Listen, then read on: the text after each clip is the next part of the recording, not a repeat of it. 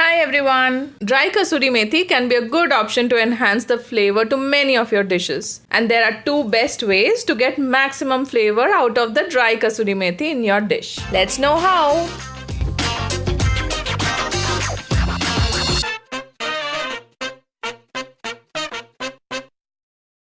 Share your thoughts in the comment section. Subscribe to join me in this flavorful journey. I am taking 2 sets of dry Kasoori Methi to show you the methods.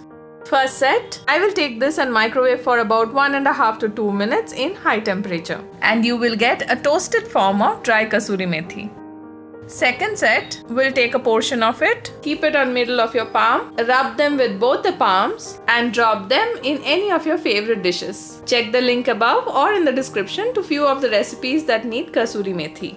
Our dry Kasoori Methi now has a freshness and has become aromatic. Use them immediately in your dishes. Subscribe and write to me until we meet next Thursday with another buzzing ideas.